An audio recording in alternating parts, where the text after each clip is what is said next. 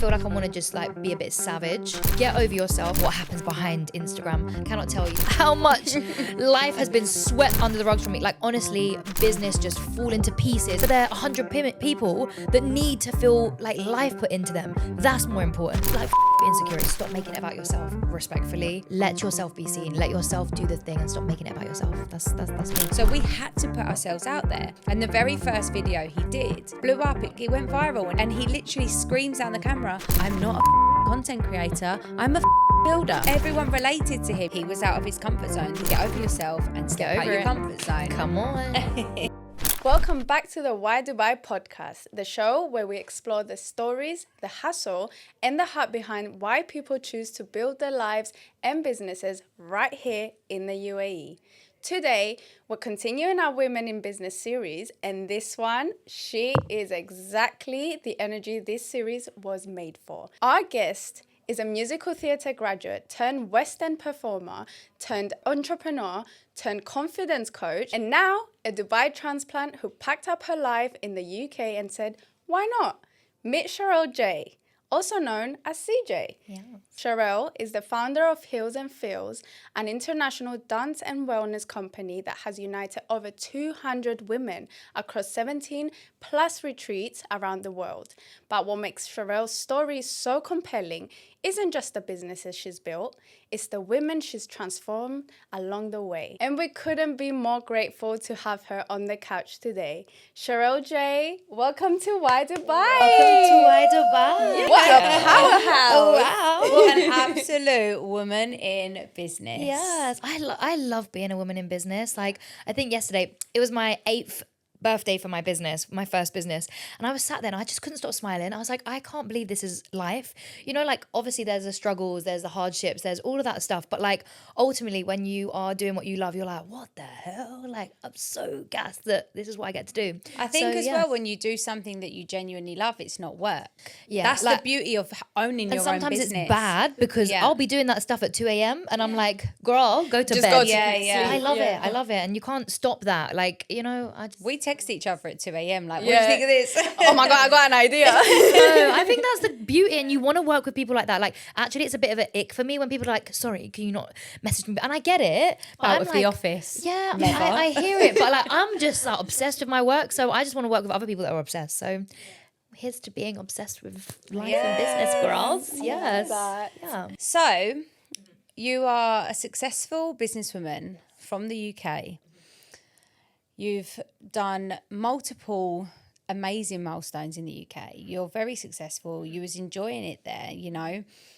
But there was obviously something inside of you that wanted to bring you to Dubai. Was it always Dubai? What made you kind of make that big decision? Yeah, if I'm being honest, I'm born and bred London, like South London girl. I love my life back home. Obviously, my whole connection, network, everything is there. And that has taken me a long time to build up. But I kind of got to the point where I was like, let me not say it's been easy because it's been really rough. But I was like, I'm kind of floating. Like nothing's really feeling challenging anymore. Like, and also I bought a house and lived in Kent. I don't have children. I don't have a husband. So I'm like, I'm just alone in this journey. And whilst I built a huge, insane community, that it is still work. And so I just found myself like, I'm coasting and I feel like I've hit a bit of a plateau in my career. And don't get me wrong, Dubai has tested me on so many levels in regards to like my ego being knocked and slapped. Because you're starting fresh. And I thought I was going to come here and it's like, oh yeah, it's just going to go. I feel like I'm starting from the beginning, and that's been a real big ego knock. But I think you need to be tested again in entrepreneurship so that you are like, it's not about humbling yourself, because I'm not really the biggest believer of like having to humble yourself, because I think women with good hearts, we're here to do a mission, you know? Yeah. Like, but I needed something more. And Dubai, sorry, it ticked the boxes that I needed. I needed like community. I needed a sense of home still. I didn't want to like my first time ever moving feel like, oh my God, I'm a million miles away. I can't go back if I wanted to. So I feel like it has the best of kind of all worlds. Obviously, every place has its pros and cons, but I think with what I was looking for, it's just been like the best transition that I could have asked for. And how have you found that transition? Because obviously coming from South London, I'm from Essex, it's a mad clicky place. So everyone knows everyone. You've got everyone to fall back on because you've born and bred there. Coming here, maybe, I don't know if loads of people know you, but it is lonely when you first move here. I think I definitely feel like two things. I think having to pick up my life and come here, and like, you know, even this week it was my mum's birthday, and just life stuff happens back home, my friend's wedding, and I'm like, I just want to be like you're home, but like missing also out. like I can't go home, and I was doing that for a long time. I've only been here for 7 months and I've been home already like 5 times. It's silly, and I have to because of some business stuff, but like I can't keep doing that. And I've kind of had to say to my family, like, guys, I live abroad. It's not just like, oh, Cherelle's coming back and forth. Like, I live abroad now. But yeah, obviously there's the like loneliness of, oh my God, my life, and the grieving essence that comes with that. But then in the flip side, I don't know. And this is where I think like actually more, I'm going to say women specifically, because I've heard a lot of women say that like, oh, Dubai is lonely, Dubai is clicky. I'm like, it's probably been the most supportive place that I've ever been in. Yeah. And I just think you're not getting yourself around the right people or the right circles, because I've never felt more supported. That's no shade towards people in London, but I think given the circumstance here and people are by themselves and whatever, like everyone's just pouring into each other. I feel you, and I feel that. When I moved here, I was 6 months pregnant with my third child, and I had the baby here. But again, in business, I've never been so supported. You know, we have collaborations with other companies, and people put you on a pedestal and they want to help you and all of that. And when it comes to business, everyone's an entrepreneur, everyone's like-minded, everyone gets it. We've all moved here, and we touch base on this topic all the time. Whether you're a cleaner, whether you're a construction worker, whether you're a business owner or a waitress, you're all moving here for the same thing, and that's to better your family's life and your own, right? So everyone is in the same boat. But I didn't have my sister-in-law to go and do the park walks with. You know, I didn't have my best friend with me when I had my baby. So there's sacrifices that you make to... I'm doing it to better my children's life, you know, for my children's safety. So there is hoping as well that like people understand. And I'll share this story because I kind of spoke about it recently, and I think it's something that a lot of successful people will find. But I did an event out here recently, and I was just asked to go on and help a space, and it was like 200 women. It was sick, and it's like quite a big deal.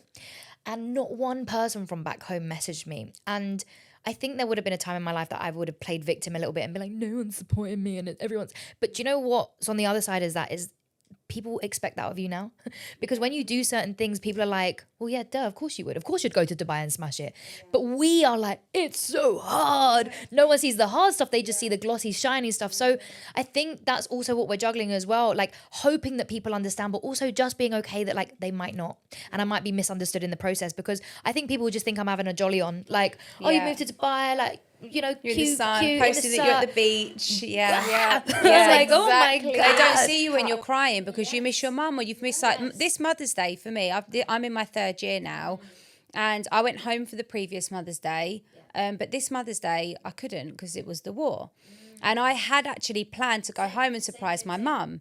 So I couldn't. And I couldn't even get out of bed that day. But obviously I'm not going to post that on social media, you know. And everyone kind of sees the fluffy side of living here. But actually, your family know the hard side. So I was FaceTiming my mum, like sobbing down the phone. But, you know, they are the sacrifices that people like us have made. Like, you're very close to your family as well, aren't you? And you miss them, like, dearly, like we all do. To beat. And also... look at it on the other side. You realize once you leave and you go to another country, you realize what people actually support you, who supports you, who's happy for you for doing the big move, and you find out who the haters are as well, right? I feel like strangers support you a lot. Yeah. Isn't that so strange? Like your closest people that you think will put you in the right direction go really quiet, you know? And then you get a stranger, like, put you in touch with someone. You're like, thank you. Like, that's so... it's something that I'm definitely learning to just not take personally. I really was a sensitive soul for a long time in business. And I realized that, like, there's this thing, I keep saying this as well, but, like, if you've never run a marathon, you don't understand what it is to run the marathon. So therefore, you're like, oh, have a great time. And that person's like, have a great time. Do you understand? Like, Use my toenails for this. Literally. And so it's the same thing with entrepreneurship. People are like, oh, have a great, have a great life in Dubai. And you're like, what? It's not that easy.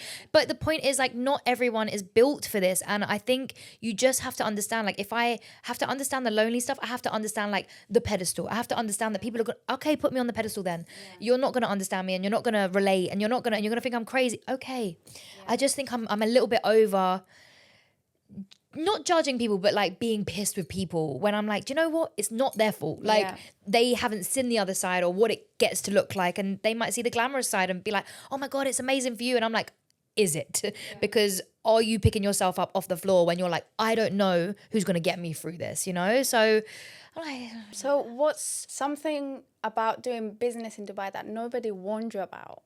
I think the biggest thing is the feeling of starting from scratch. Now, what I will say is you're not starting from scratch because you always have experience. And I say this to people who leave their jobs, who then start their first businesses. I'm like, you don't just eradicate the 20 years of experience that you've had, right? So what I found is that, like, I've come here and okay, I put myself out there and it's slower, like a lot slower. Like even, my classes that I would run back home with Hills and Fills sold out like that. And now I'm doing something and like 3 people will show up and I'm like, girl, do you understand what this is in Dubai? Like you should be booking on like in months, So it's a bit of an ego thing, but it's like, cool, that's kind of what you have to do, There's a lot of things that, again, maybe back home, I haven't done like I say this with love, I haven't done anything for free in a long time because I didn't have to. And now I'm out here and I'm like, yeah, girl, put me on. I'll do that for free. I'll help you out with your event. I'll come and speak for this because like I want to be seen. I want to be visible in the right spaces. I want my name to be out there. And sometimes you have to do that. And I think we forget that you have to sometimes start from scratch. You have to make the relationships. But the good thing about me is that I'm like, you're not going to put baby in the corner, So I will go out and I'll meet people and I'll put myself forward. I'll say, hey, I should come to this thing. Like, I'd love to be able to help you. So I think the hard thing is, even though you might have established businesses back home, and even though you're going to come here and think, yeah, it's going to take off and everyone's going to love, no, not really. It's going to be a bit slower. See, I can really relate to that. So I've been in construction. I'm 33. And I've been in construction since I was like 15, 16. My dad was a developer. I ended up marrying a builder's wife, and we run successful businesses in the UK. Won awards. One of the gyms that we designed won best gym in the world in Men's Health magazine. So we was really recognised, Came here and we was like, excuse me, do you know who I am? We have a trade license, and it was like literally humbled us so quickly. And again, my husband went and worked for free for people to get the brand awareness, to build his team and to start from scratch. We didn't have any team when we first moved here. And again, we're in our 3rd year, and it's only now I'd say that I feel confident in what we're doing. The first 2 years we winged it massively, hired and fired people. Got done over for a lot of money, so we got scammed. We went through multiple staff, and now we're year 3. We're like, okay, we feel we've got a great team. We're confident in our guys. And I do think we had Kelly Marie on the podcast a couple of weeks ago, and she said it takes about 5 years for you to really, really anchor your niche in the Dubai market, And for people to really grasp onto what it is. The fact that you're only 7 months in and you're building that confidence already is amazing. Yeah, and I think I say this a lot to my clients, like it's not about like thinking you're a big deal, but it's like understanding your value. And so I've come to Dubai and I'm like, I get it. I have to start from scratch, no stress. But like, let me show you why I'm valuable. Let me show you why I'm useful for your rooms. Let me show you why, like, put me on and I'll help you. Like, there's a few people that I've said, listen, just tell me about what's going on in your business. Let's just see how I can help. Because why not? Why not? If I'm not just sat around, obviously it's busy, but I want to help. And I think we can be in business sometimes a little bit self-consuming and like, why do people not want it? Why this, why that? And it's like, what have you shown people about you that makes it worth their time as well? So I don't know. I think right now I'm in this like building season in Dubai. I get my little ego stroke when I go back to the UK, or at least I see what the brand is doing back home. And I'm so grateful to have that. And I mean, I'm in the trenches every day on my laptop, like doing UK hours and working till late and whatever. But I want my name out here. Why wouldn't I? Like, I think if anyone comes here, why would you stop? And, you know, it's one of the things me and the girls have been saying recently, like, the thing about Dubai is you can get comfortable. You start going to the brunches, you start going out, you know, clubbing, or you go to the beach clubs, and then the girls get free things, and you're like, oh, I don't have to work as hard, girl. Put your graft mode on. You moved here for a reason. There is a lot of traps in Dubai as well. There is a lot of traps, and I think there's also a lot of someone said something to me the other day and it really resonates, and it was comparison is a thief of joy. And that is like my two favorite quotes. One is fortune favors the brave. That's my ultimate like mantra. But now this new one, which I keep needing to repeat over and over again, because if you're going to compare yourself with someone who's been here 15 years or with someone who looks perfect on social media, it's going to steal your joy, you and know? it's always so you can't... the grass is greener. Do you know what I mean? Yeah, like yeah. that concept of like, actually, I'll take my life any day. Yeah, like, and so you've obviously, your brand and your business and your whole purpose, I would say, is to make women feel confident, right, in their self. But that must be difficult, because do you always feel confident in yourself? Like, what does it look like for you, Cherelle? Strip away the brand, strip away the hills and feels. Are you always confident? Do you ever self-doubt? Or do you like... Self-doubt, how does self-sabotage. confidence look for you? Yeah, it's a great question. I think I like to say confidence is a choice. I don't think it just happens. I think you have to actively practice it. I say this all the time. There are days where I either feel like, you know, oh, my body, or oh, I don't feel good enough. And like, actually, there's so many self-sabotaging things, I think, especially successful women, when it comes to relationships, when it comes to being chosen, you know, because you get a lot of validation in your workspace. So sometimes, you know, put business aside and you're like, who am I? Who am I without the validation, without the this, without, you know, and you're like stripped back and like, oh my God, someone pick me. And I hate it because I'm like, I'm not a pick me girl.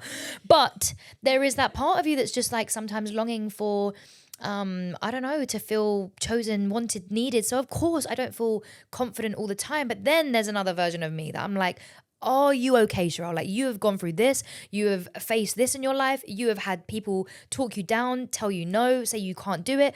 Like, prove them right, Yeah. wrong. prove them right. No, I'm joking. They were right about me the whole time.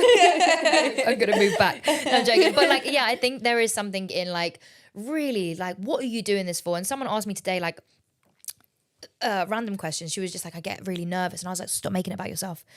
Like, what is the bigger mission here? And you just said like to make women feel more confident. And I'm like, sometimes, Cherelle, does the way you feel about your body today, is that relevant?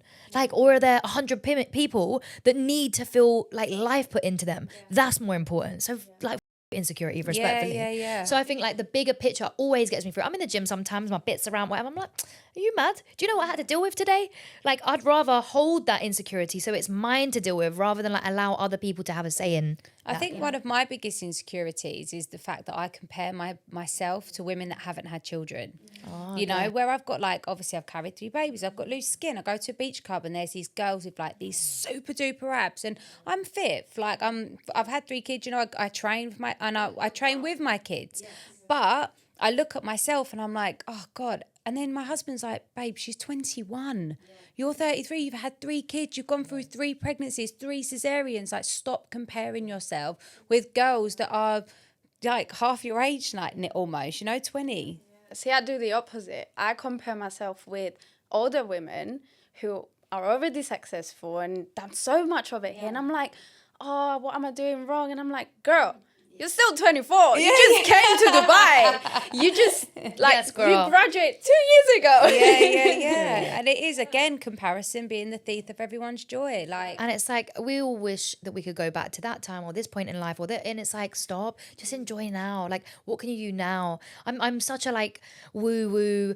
I'm not even like toxic positivity because I'm the realest bitch out there, but I'm also like, come on, like you get one life, like, please just enjoy it, because it's just it's miserable. It is like, it really sucks the life out of you when you're just comparing yourself. It's hard. yeah, and now with social media, phones, like all, and also like cosmetic surgery and all things like that. Like, I would compare myself with someone who've had their abs lasered. Like, it's not natural. Is that you a know, thing? like, yes, the thing. People get their abs like No lasered way. out. Yeah.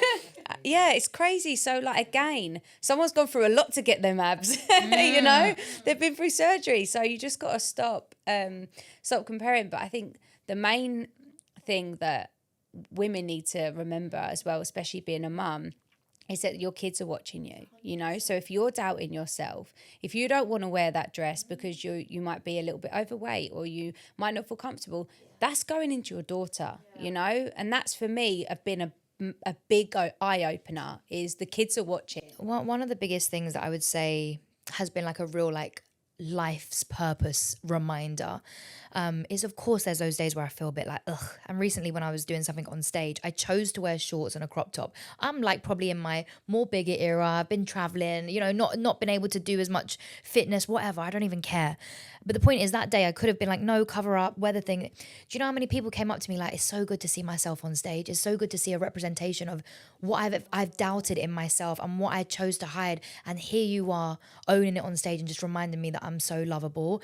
And this has happened to me throughout my whole life, of someone just being like, thank you. Whether that's me being an ethnic woman, whether that's me being, you know, curvy, like I always was a representative in my industry of like, you know what, if she can, so can I. And I think it's the same thing, you know, growing up, I love my mum, but all we heard was like, you know, picking at my body, picking at this. And then I done that. And, you know, it's just a byproduct. We just learn from what we learn.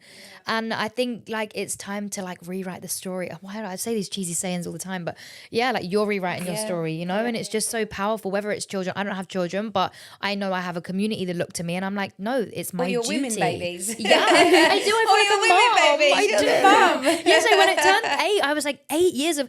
Honestly, my students call me their mum. Like they're like, you're my dance mum. Like 100%. You molded my life, especially in your adult life. Like not many people are responsible of like actually changing the way that you think and rewiring the way that you believe about yourself. And so I take that like as a duty, as my responsibility to do better. And yeah, that kind of takes the emphasis off of me and my own insecurity. And it's like, no, if you're feeling a bit shit, like just show up anyway, you know? That's very important, to identify where you're lacking or what you're doing wrong, and then just do the opposite. Like think outside the box, go against your norm, basically, right? Yeah. I think as well, it's nice how you've done it. You know, you've done it through Heels and Feels, which is an amazing international now brand.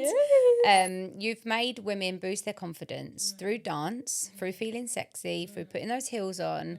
And, you know, how have you seen the confidence in women change through that dance class? I will never be able to put in words the feeling of what happens inside a dance class, and I hate that it's just labeled as a dance class, because I'm like, I wish it could be like therapy and empowerment and all these movement, isn't it? It is a movement. It's a movement. It's a dance movement. It's crazy what it does for you. And again, I've seen people like genuinely transform themselves, their confidence, you know, go out and find love because they're now secure in themselves, or go out and start the business because they feel like good about what they do. You know, like, I've seen it all. I've seen from women walking in and they feel broken and like they're nothing, to like, I'm a bad bitch and I'm gonna go out there and do my thing. And now, you know, some of my students who were with me for years, again, going through that journey, they're now our franchisees and part of this movement. And I've never seen something that I'm like, we did that? Like, what do you mean? Through like, dance as well. It's crazy. so nice. And now they get to have their own community and they're doing the thing, and it's just like this 360, like, oh, I just watch it and I'm like, oh my God, I'm so proud.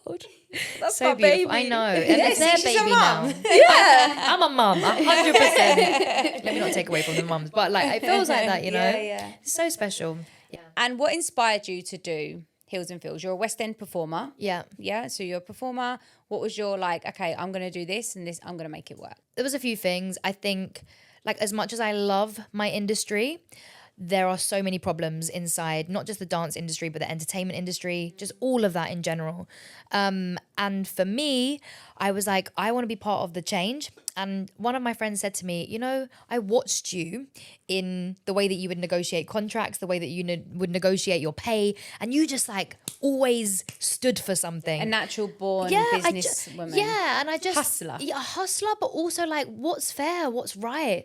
And so like I'm a big thought leader. Like I'm someone that's like, I see something wrong, I'm going to be the person to fix it. And sometimes that's a lot of responsibility. But I think the point is, in my industry, I was getting told like, oh, you're too curvy, you're too this, you're too short, you're too, and I'm like, bro, I'm tired. Let me make a lane that I can be good enough in. Let me make a whole new category. So yeah, that was like my thing. I also I was just having lots of health problems at the time, and it was just like, what can I do that's like for me?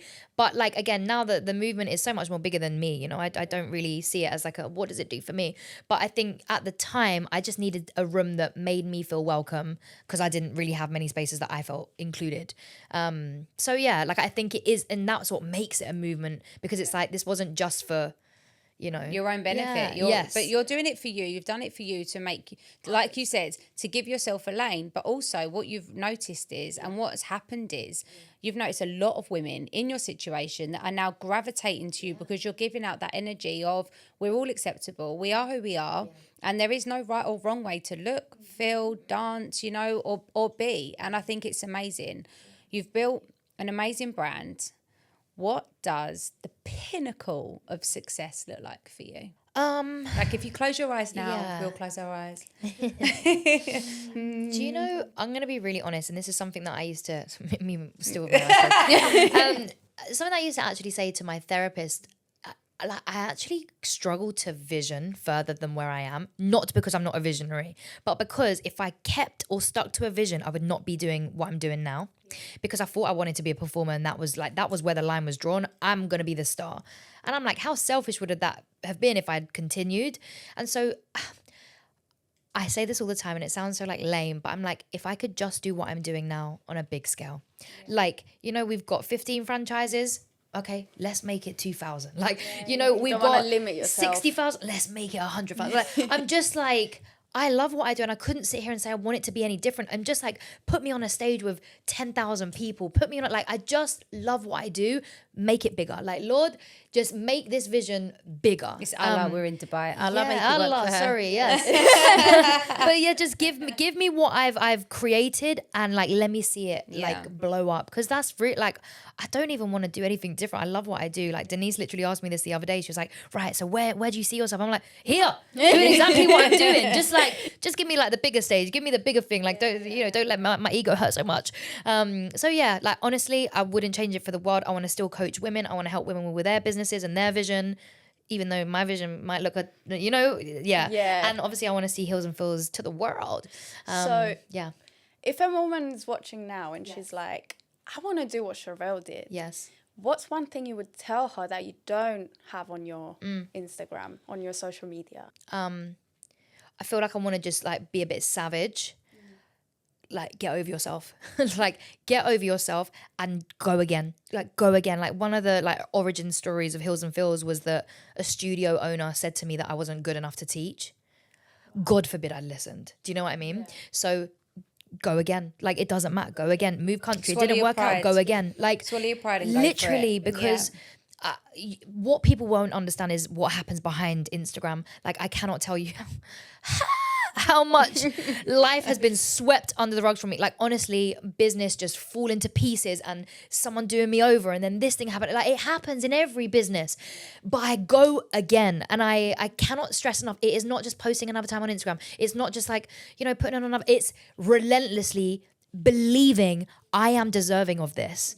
So, you know, it's not just some like loose thing. I think also like, get better at business. I know it sounds so stupid, but I think we're in a time where we just expect things to land. Like, get better at asking, get better at putting yourself in rooms, pitching, knowing what you stand for, so that when you have 10 seconds to say something, people are like, oh damn, tell me more. You know, like, just get better at everything that you do. I find that a really, really good piece of advice. You know, if you do have 10 seconds with someone, make them never forget you. God damn. You know, like, if I've got 10 seconds and I'm in a room with someone, you're not going to forget who I am. Period. You know, I want to be unforgettable. I want you to go, I remember you and I met you somewhere. You know, like, be that person that someone remembers. That's a great bit of advice. That's literally what I talk about. Like, that's what my whole, like, if I talk about what I do for women now when I help them with their businesses, is creating an unforgettable brand. Like, I want you to leave a room and people be like, who is she? Yeah. Like, I didn't get her Instagram. I need her Instagram now. Even if you like have to fall down the stairs or something, fall down the stairs. Figure it out. Like, figure it out. And that's the point. That That is the point. People are always polishing those moments. Yeah, That is probably yeah. the thing that will blow you up. And it's Yeah, like, yeah. I think everyone's just like, I call it the ceiling. You're only okay with as far as your ceiling is capped. Go past it. Like, maybe the whole point is that you have to show your vulnerability, or you have to show your Yeah. fuck up, or whatever it is. Just be okay with like. Well, that's what happened when we moved to Dubai. Like, my husband, he was so shy when we first moved. He never went on Instagram. I would have to go on his phone to post like the kids' birthdays because his Instagram was so bad. And then we've moved here, and obviously like Instagram is the thing, TikTok is the thing. So we had to put ourselves out there. And the very first video he did blew up. It went viral, and he literally screams down the camera, "I'm not a content creator. I'm a builder." So, and everyone related to him. You know, I'm having to do this because this is this day and age. But I'm a builder, you know, and I'm not good at content, so don't expect me to be good at content. So That just makes you buy into him. Yeah, even exactly. More. And now he's a pro. He has a podcast studio and everything. He actually you know? won Rising Star at the Influencer Awards this year because he's rising, you know, and that just shows you he was out of his comfort zone. The arguments we had, you ended up having to take over, Evi, didn't you? Our social media, because me and him would just argue over it. But again, it was stepping out your comfort zone, you know. And that's it. Get over yourself and step out your comfort zone. Come on. Yeah. And also, I've noticed you've been posting lately about losing yourself through scripted content, basically. And now you just pick up your phone. I mean, I'll be real. I've never done scripts. I've never done that because of my background. And I was a presenter for a long time. I did a lot of stuff on Sky Sports. That was my like background as well. So I've never done any of that. But what happens somewhere in business, I think every single person's been, you know, here. You start watching what everyone else is doing. You start comparing. Oh, the industry's saying this, so I should do that. Oh, trial rolls. Okay, I'll do trial rolls now. Okay, no, carousels. I'll do and you just lose yourself. And I think because it was in the time that I was moving to Dubai, I was kind of like losing a little bit of London and then starting fresh here and then like, oh, copying everyone else. I just was like, and I'm not that person. So it really just stripped me of my voice. I'd pick up the phone, but I don't even know what I'm posting. I don't even know what I want to release. I don't even know.